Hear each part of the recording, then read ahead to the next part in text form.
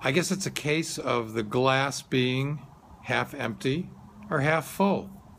When I read Nate Chinen's year-end jazz wrap-up last week in the New York Times, he focused on discontent our community has been subjected to in the media, the tabloid media. The tabloid media just used to be the New York Post and other Rupert Murdoch type publications. That's pretty much spread throughout our culture now.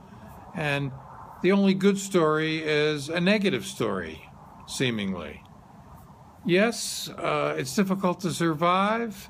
There is no more record business, but jazz is alive and well and flourishing in many ways. Last week when I spoke to Jim Eigo of Jazz Promo Services, a man who has his finger on the pulse of this music, he has some interesting things to say.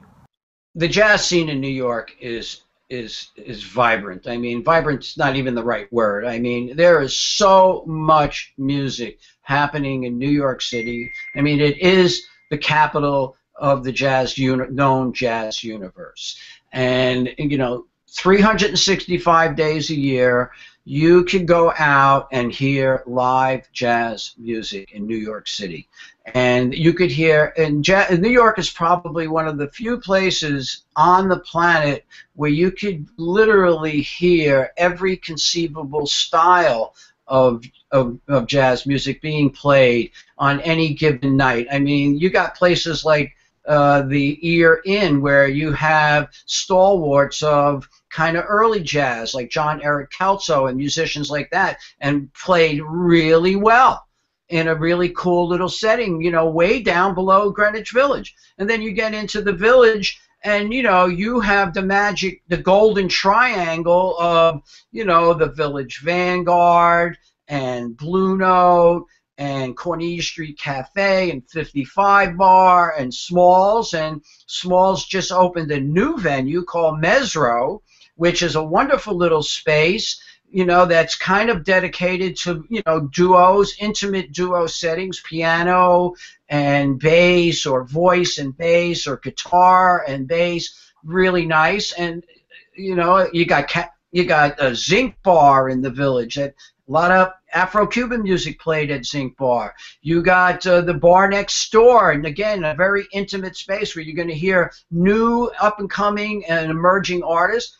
You know, you have the New School right in Greenwich Village. People like Reggie Workman teach there, and other people. So a whole host of students are coming out of the Manhattan School of Music, out of the New School, out of Manus. They're coming into New York from Berkeley. So there's like a really, you know, young scene of new, and I mean, I'm in the business, and I find it difficult sometimes to stay on top of everything. Just, you know, new day, you know, a lot of information flows into my inbox just because of my Jazz Promo email service. So I'm constantly trying to stay up, you know, who the next guy is, and that's even subscribing to like numerous blogs, who's being written about.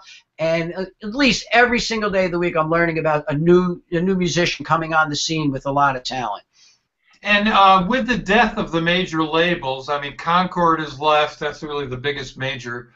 Our artists, even though they might not be able to sell the recordings, but they serve as a showcase, so to speak. Are artists releasing new recordings? Yeah, I think it's.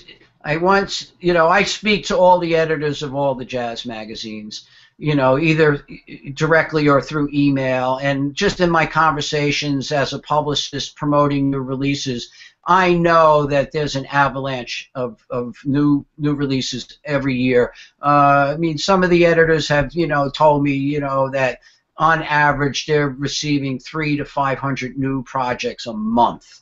A month? A month. And that's, you know, internationally. And, you know, I mean, listen, maybe the major labels, look, there's been a consolidation of the major labels. I mean, I remember when I was started in the record business 40 years ago, you know, there were 5 major record companies. I think we're down to 3 now. And, you know, Sony owns BMG, which was RCA. So you're talking about one of the, you know, a company that owns one of the largest repositories of American music, you know, in one company. Okay, and then Universal and Capitol. So Blue Note is really been, you know, not only releasing, you know, recording new artists and releasing really, you know, great new music. I mean, they started releasing, you know, high quality vinyl. I mean, you can, if you want to, you know, if you got rid of your record collection and your vinyl and you want to rebuy it, Blue Note's putting it back out again.